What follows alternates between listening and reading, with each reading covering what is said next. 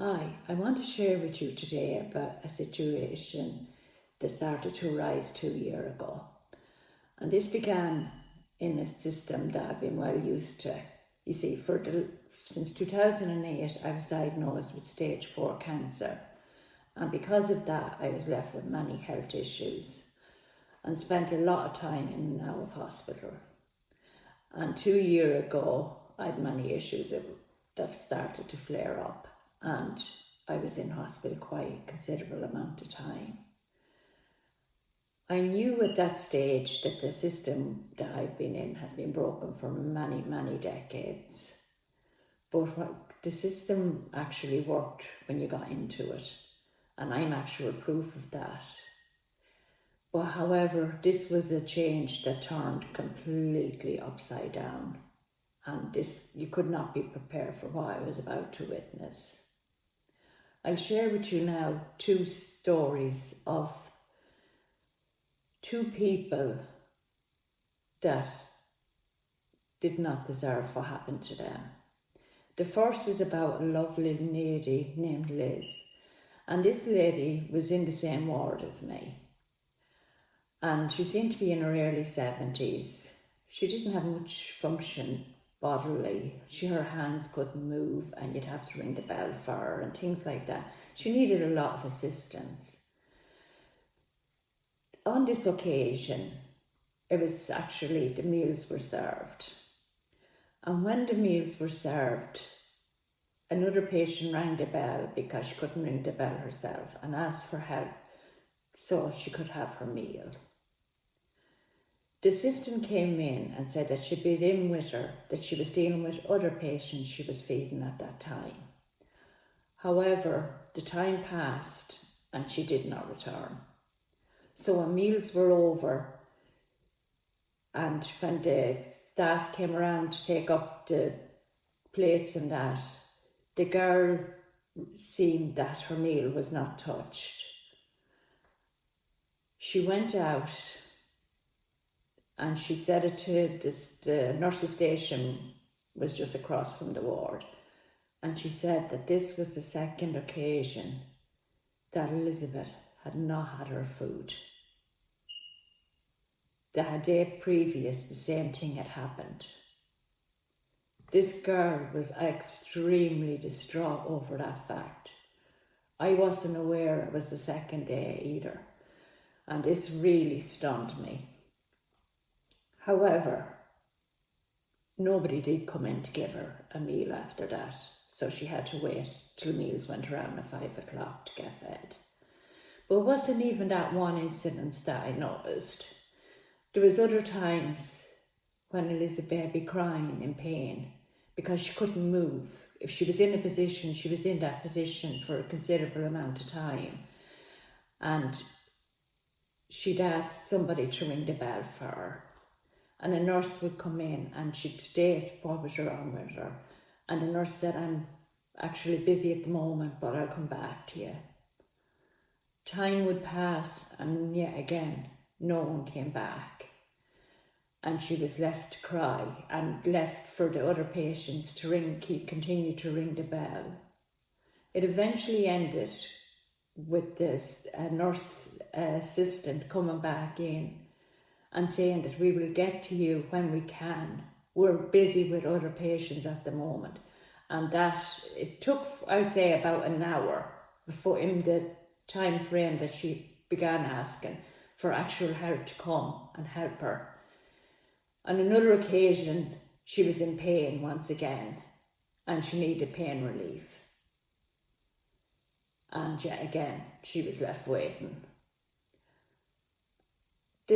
I couldn't tolerate it. I even said to the family what was going on when they came to visit that about the meal time and saying that she hadn't got her food that day. However, there was another occasion, and this time it was a gentleman, and he seemed extremely vulnerable. He came in a hospital gown, and he was left in that same gown for 3 full days. This man would pull the needles out of his arms and he would bleed and everything, and his gown was destroyed. No one, not one of the staff, ever got him out of that gown. I never even seen anyone assist that man get washed or anything. What I did see was an extremely humanitarian interaction between that man and a staff member. When this girl had witnessed this man being in a soiled gown for 3 days, on her lunch break, that same girl went down to the department store and bought pajamas for that man and brought it back up to him. He offered to pay her, but she wouldn't take it. She said, no, I just got it for you, and she helped him put it on. That are just 2 stories of several I could tell you. So I wasn't going to let this go without reporting it and try and get the situation some kind of help, some kind of assistance. So I decided to write a letter, and I'll read you that letter now, and I will explain what happened when I wrote this letter and what happened afterwards.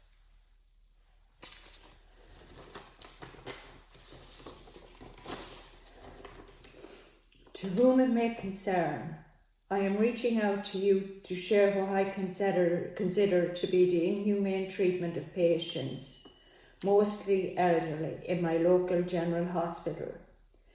These incidents began to emerge in 2022 and continued until recently. I was an inpatient for a considerable amount of time and witnessed the chaos taking place. These were not isolated occurrences. The ER department, patient waiting for hours in pain and distress to be seen by doctors. Belligerent doctors withholding pain relief.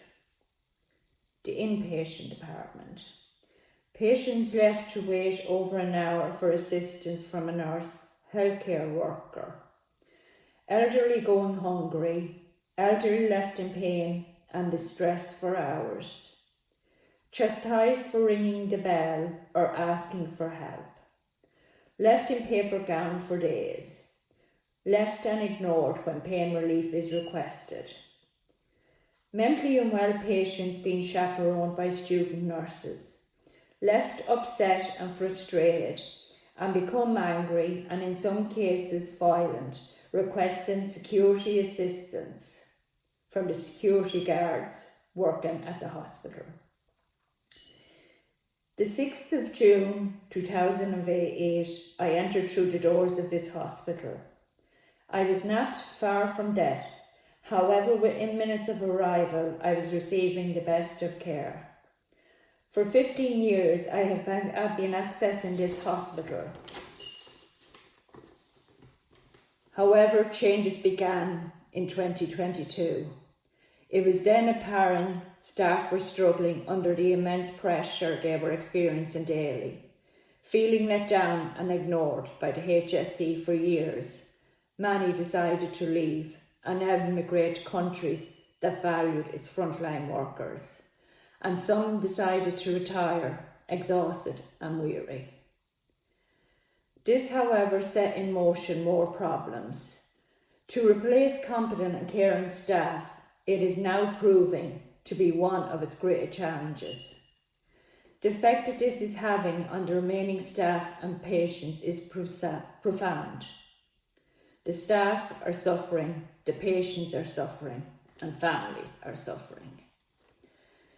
The HSE has for decades been described as broken. However, today, in the year 2023, we are now witness the system implode. I have since learned of similar stories happening in many other Irish hospitals. The 2 greatest assets this country has is the elderly, who through sheer hard work and determination has afforded this country its wealth. And the second, the frontline workers who have dedicated their lives for the care and help others afford us our health. Instead of honouring them, we leave them to struggle in a mess that has never been of their making. If you are interested in shining a light on this desperate situation, you can contact me. I give my email address, a landline and a mobile number. However, I did finish off with saying, and in commas, inverted commas, staying silent is not an option. So, I sent this to a total of 14 platforms. And from all 14 platforms, I got silence. They were not interested. In actual fact, for some time, I actually thought that maybe I wasn't clear in my letter, that it didn't make sense to them. They couldn't have read it and just ignored it. So I criticised myself and said there's no way. However, 6 months later, I got a phone call from one of the platforms that I had sent this letter to. This girl works for RTE, the main Irish broadcaster. She told me my letter had gone to the wrong department, which is something in 4 years of addressing issues with health departments, I've heard this before. It's either the wrong department or it got lost and got sent to the wrong department. She told me my letter was sent to the wrong department, and for 6 months it lay there until she got it and she decided to ring me. She stated, however, that they would not be able to help. So at least I knew my letter was obviously clear and precise, and I knew the message I was trying to tell. In the description is all the platforms that I reached out to. This has now led me to social media, because for years I've always sent to the department, if I had an issue, I would address it with whichever department I had an issue with. For the last number of years, and knowing that there's nobody willing to shine a light on this, I've turned to social media, which I'm a pure novice at.